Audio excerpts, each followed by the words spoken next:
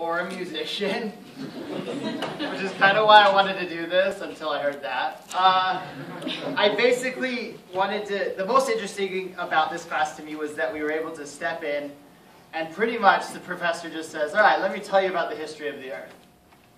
And then you just hear about everything. So I wanted to kind of take everything that was impressive to me, because of course we've got like 6,000 plus years, and the professors took it down and took the most meaningful stuff. So I took the entire course as it was meaningful to me and dropped it into stuff that stood out to me.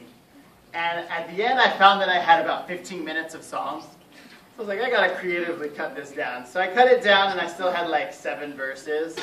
I thought, there's a way to cut this down, just make it 1 verse. So it's just 1 long verse. That's fine. For your sake and mine, I could sing a chorus in between each one, but we'd be here for a long time. And then we'd all get docked because we wouldn't be able to stop our projects. We'd still be here. So you're welcome. I'm not going to use a microphone because the back rows probably won't hear me. You're welcome also. But this is my song. It's focused on this semester. It's called 500 Years All Leading Up to You and Me, which I learned the ukulele for, trying to be a Renaissance man of sorts. We'll see how it goes.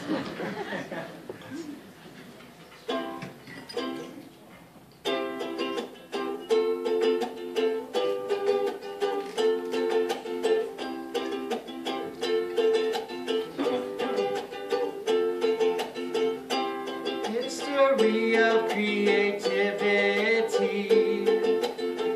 500 years all leading up to you and me. The change was most drastic in the first estate when Martin Luther ruined all the doors because there was no tape. The Renaissance is mostly to blame, with the Medici family taking all the fame. Leonardo, Donatello, Michelangelo, Raphael, almost every Ninja Turtle made the art all do quite well. He had no heart to be more feared than loved. Machiavelli couldn't break into the Medici club. Shakespeare had plays like Romeo and Juliet, Oedipus, Othello, and that little pig Hamlet. Everything he did really helped out the English language. Elizabeth the Queen was known as being quite creative. People then began to challenge the divine right of kings, even stood up to the Hapsburgs and let their voices sing. Bach was thought of in his time as less than mediocre. Handel wrote his masterpiece and taught about the Savior. Science then took over as the #1. Copernicus and Kepler rode the earth around the sun. Galileo's ideas helped him wind up dead, and the apple gave us much after landing on Newton's head. Great minds have used a scientific method, and Bacon's idols make us all feel really quite conflicted. Mozart was just a stinking child prodigy. Beethoven was deaf, and even then he did way more than me.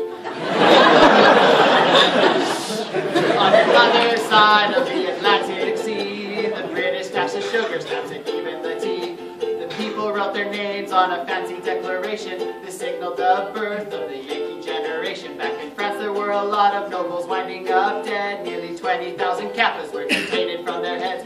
Napoleon then stuck his hand in his shirt, but after failing in Mother Russia, he was tossed out with the dirt. Even though he managed to escape the land of Elba, he was tossed out again and found his death in St. Helena. The Romantic period brought industrialization, that's a hard word. The cities came together and increased their population. England was the place thanks to access near the rivers, but the working conditions really make you want to shiver. This led to changes in the third estate's mentality. Eventually it grew into demands for more equality. Then determinism made a push against uncertainty. Pasture made all the milk safe for Einstein's relativity. Darwin then came out with his natural selection, evolving and progressing to improving trees' defenses. Monet, Renoir, Degas, Van Gogh, and the crazy Picasso.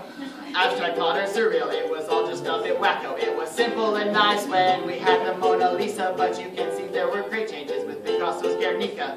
Germany then turned themselves into old-time crusaders. The World War began to wipe out all the neighbors. With 20% of the population gone, tech became the greatest chance of making it be done. Hitler changed the name to Nazi and wrote it down in Mein Kampf. Then he threw all of the Jews into his concentration camp. Truman found the little boy and with it the fat man. Then he flew across the ocean and showed them to Japan.